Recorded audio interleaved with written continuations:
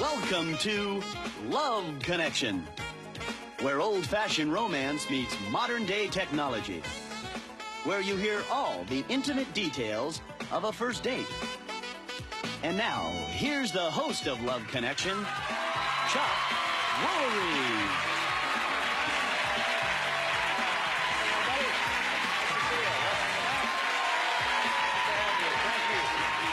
Started by meeting our first guest. She says that lately she's been hearing the dumbest excuses for being stood up. She describes herself as rambunctious, but you better not tickle her.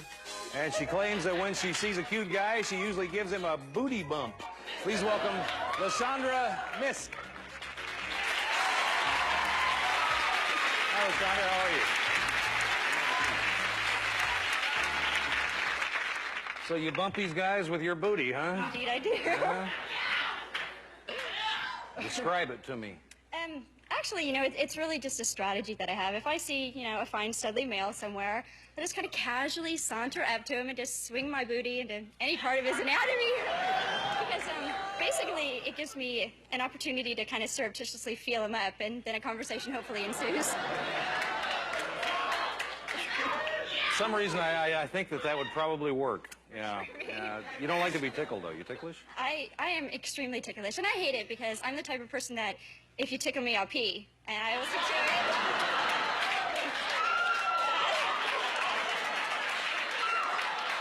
It's true.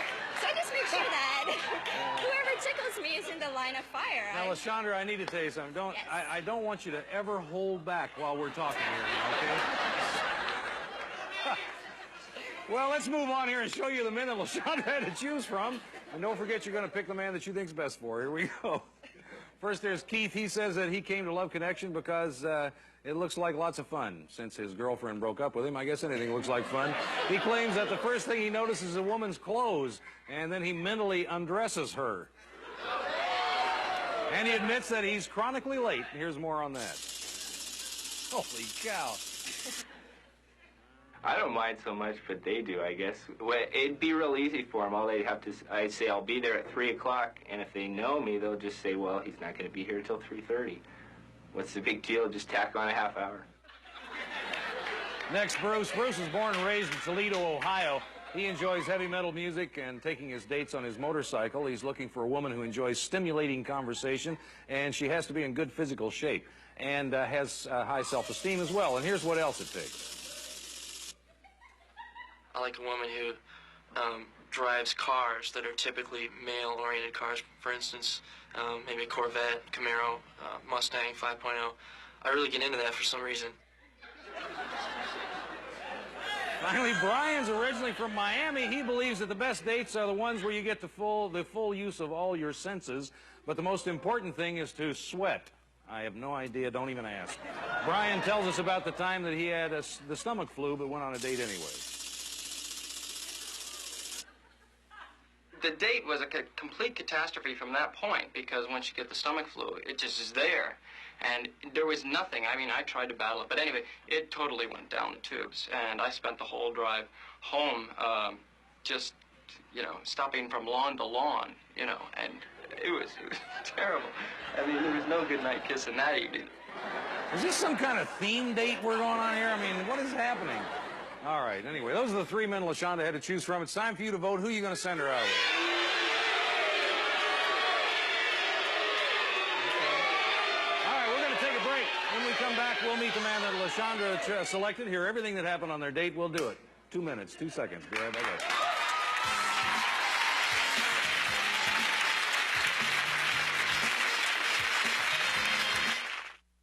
Okay, we're back. LaShondra's going to tell us who she picked. And I chose boob number 1, which is Keith. Oh, okay. Haven't seen each other since our date. We always hear from both sides. Say hello to Keith Roscoe. Hi, Keith. Hey, Chuck, how you doing? Just fine, thank you. Make yourself at home, and, well, let's get on with it. Well, we decided to go to a Lakers game. So he came over to my house, and I walked out, and I was shocked because the man is a veritable stud. I cannot imagine what he was doing running around loose. Well, somebody needs to pounce on him. It needs to be me. I was so yummy. When can I touch him?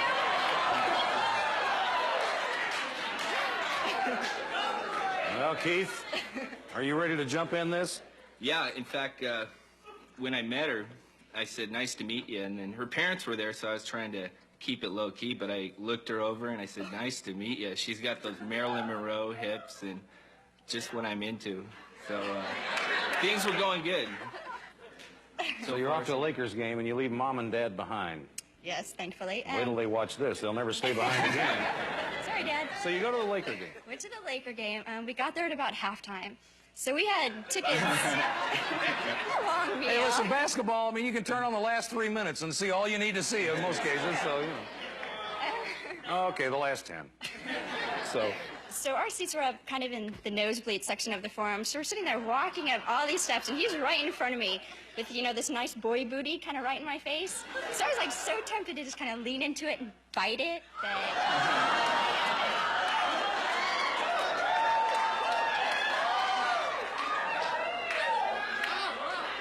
Does your mom know you talk like this? She talks like this too, tell me. That's where I get it. Okay, yeah. Did you know she was checking you out? Could you tell, Keith? No, but she should have bit it, because then we would have left and missed the rest of the game. Yeah.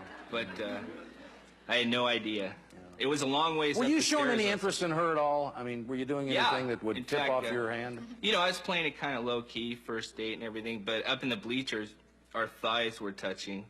And for the whole game, I was going to wrap my leg over hers, but I thought, no, I'll be a gentleman. Have I lost control here or something? It's like it's leaving. Well, so you watched the Laker game with thighs entwined and left and did what? Actually, we left there and we decided to go dancing in Long Beach.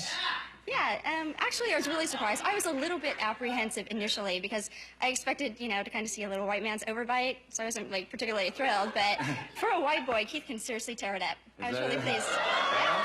I was surprised. Well, that's good. Okay. So, how about well, tell me about your dancing, Keith. I mean, how would you describe it? Sexy, I guess. I kind of pulled up to her and did a body wave on her. That's where you stick your chest out. I know what it is. Yeah. Okay, all right. I'm not that old. So now what happened?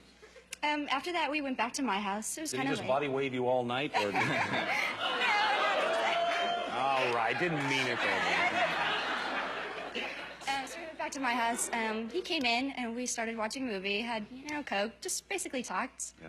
It was nice. I was, you know, kind of in a quandary. I didn't know whether or not he would make a move, and I was wondering, you know, if I would have to, like, throw him down and pounce on him myself, so... Now, you see, this is what I'm talking about, up front. So you said, wait till the date's over. Now, I've waited. It seemed like this is, like, all talk, and it's, you all are having fun and enjoying each other, but it's like, you know, kind of... No, that's true, but I mean, I decided, you know, early in the course of the evening that, you know, he would not leave unscathed. I mean, you know, if he didn't make a move, I Well, tell me how the date ended. Did you scathe him? I didn't. He just decided that it was kind of late, so he was going to go. So he asked me to walk him to the door. So I walked him to the door, and he went out the door, and I'm like, what? And he turned around, and he took said, his unscathed self and walked. seriously, that's what I thought.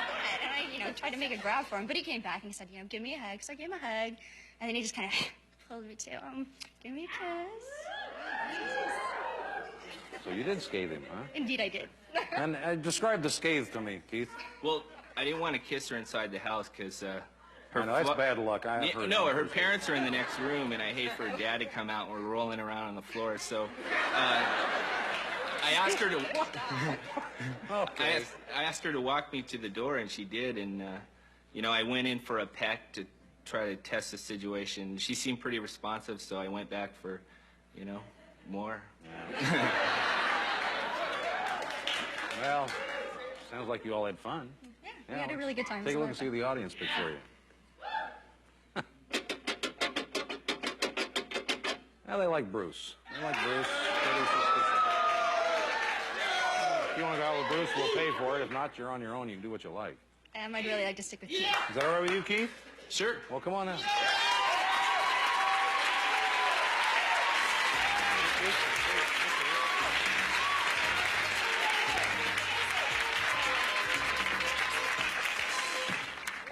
No thighs touching here, boy, I'll tell you that right now. That's very funny. You were a little kissing and moved clear to the end of the couch. Oh, thanks for coming on the show. We enjoyed having you. We had a great time. We're going to come back with another couple. Stay with us.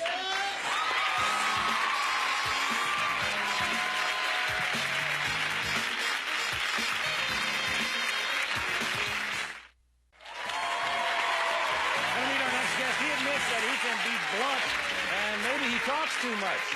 He prefers women who wear business suits, and he says that unless it's real serious, he doesn't even hold hands. He also claims that he has an approach that just about always works. Please welcome Melvin Adams. Hi, Melvin. Here you go. How are you? Have a seat. I haven't seen this look since 1958. Hey, it's a fashion statement, Chuck. Yeah. Yeah. Now, what's your approach that always works? Well, what happened, Chuck, I like to challenge my game every now and then to see if it's still on.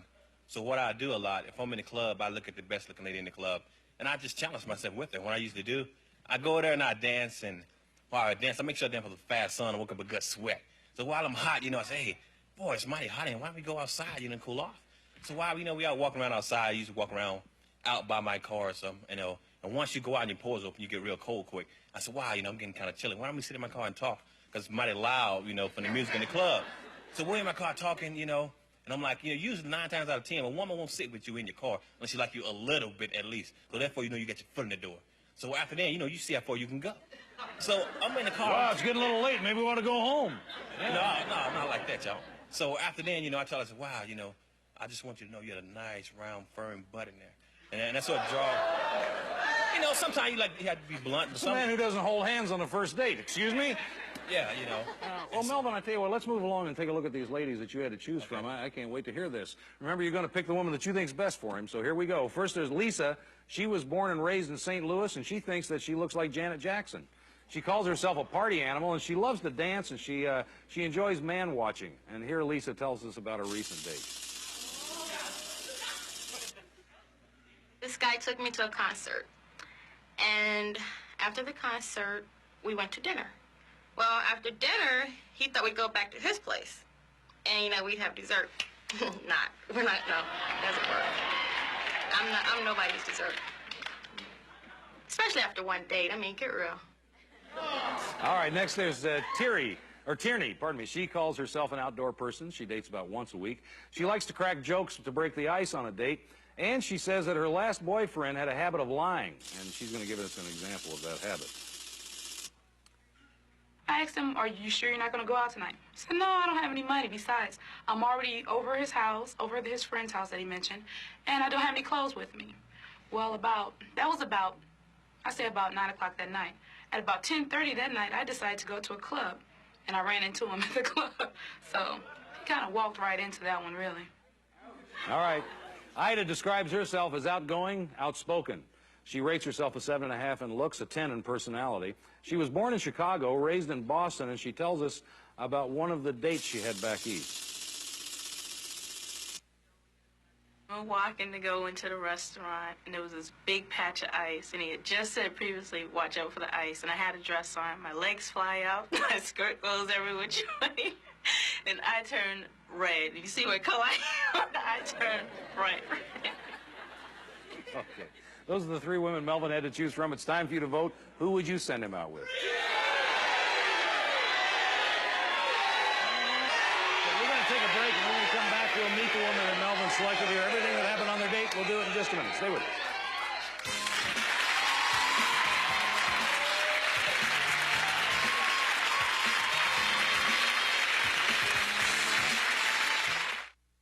Okay, we're back. Melvin's going to tell us who he selected. Selected Lisa. She's backstage. Say hello to Lisa Walker. Hey, Lisa. How are you? Good. Make yourself at home back there. She says hi. What's up? Well, let's go, Melvin. Tell me about this. Well, Chuck, when I called her up, off the back, I knew she was a real demanding woman. She seemed like a control freak, because when I talked to her, she said, she had to go out Wednesday, and she picked in the daytime, that's the only time she can go out, that's that. I had no say-so about it. Like, hey, all right, whatever. Okay. She gave me directions to the house, and when I got there, I got a little lost because the direction wasn't too accurate. What happened was, she told me, when I get there, I'm going to go... Are you saying that she has no idea where she lives? Well, I think it's just women. Women have a bad sense of direction. Excuse me, Chuck.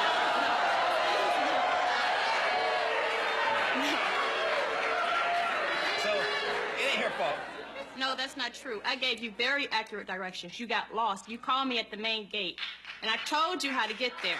Now, maybe you don't have a sense of direction, but I told you how to get there. I gave you very accurate directions. Well, gee. Well, now when he arrives, how did he look to you, Lisa? Well, Chuck, he wasn't my type. He was a little... He was a little bit too chubby for me, and his dress was way outdated. His what? His dress was way outdated. He had on real tight jeans, and tight is fine if you got the physique to go with it. And his shoes didn't match, and his shirt didn't match anything either. Oh, this is... Well, Chuck, This is like a bigger challenge maybe than you wanted. well, no, Chuck, I mean, I love women like that, you know. It makes me work harder when I get accomplished, you know. Makes me feel a lot better.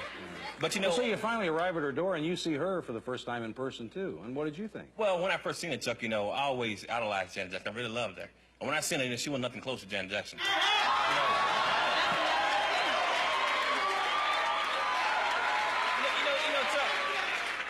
Chuck, you know, the funny thing about it, when I first seen it, I thought I was on hidden video, you know? That's not what you said. That is not what you said. Well, what did he say, Lisa? He told me, he said, you know, you look a lot better than your video and your eyes. That's what you said, Melvin. But Chuck, I can't, she do have pretty eyes. But now, let's tell the truth as far as it is, you know, I mean, eyes don't, you got a nice body, but no engine, we know what good is a car.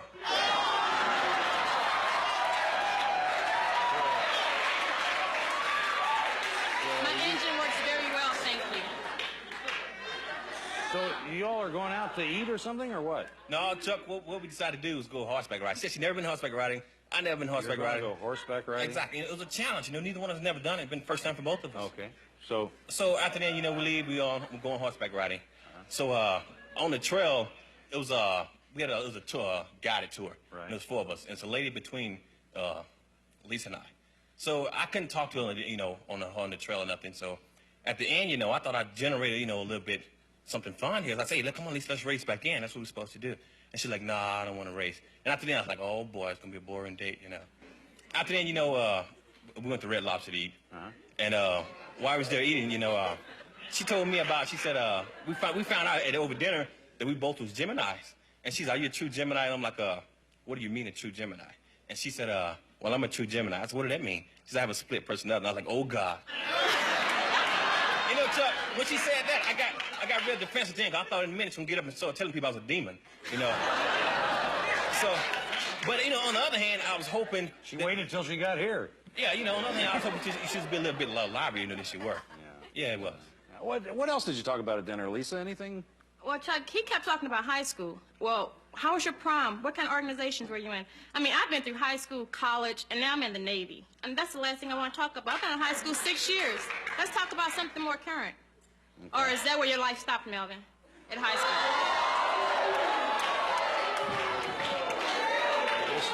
It's a challenge, Melvin. Well, you know, Chuck, you know, I talked about high school because it was a conversation piece, you know? I mean, you just meeting people, you want to know about them. You know, what did you do in high school? She might have been a dud or something in high school.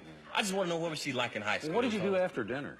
Well, after dinner, Chuck, you know, right at the end of dinner, she was like, are you ready to go? She said, no, I want some dessert.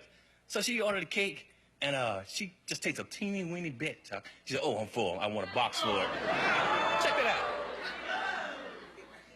Well, she kind of could say that she had her cake and... Nah.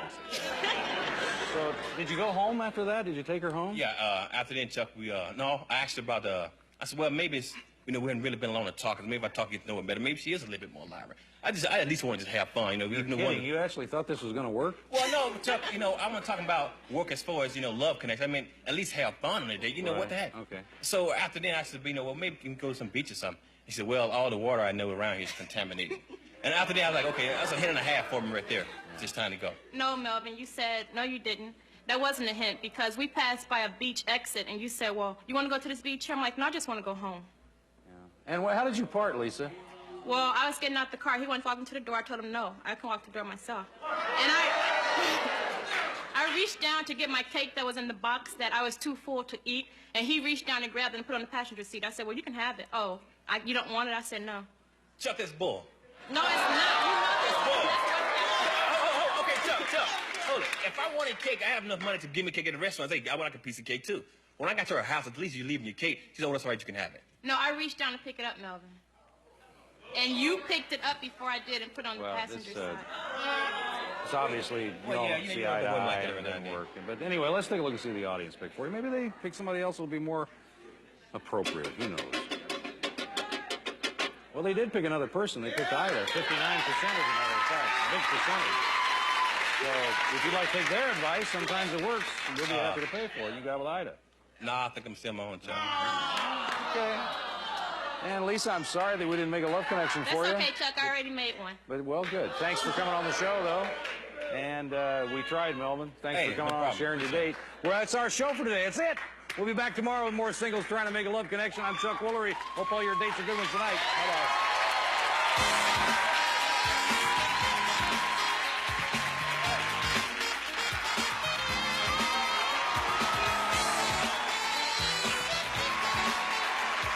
Chuck Woolery's wardrobe furnished by Bernini. This is John Cervenka speaking for Love Connection. Love Connection is an Eric Lieber production, produced in association with and distributed by Warner Brothers Domestic Television Distribution.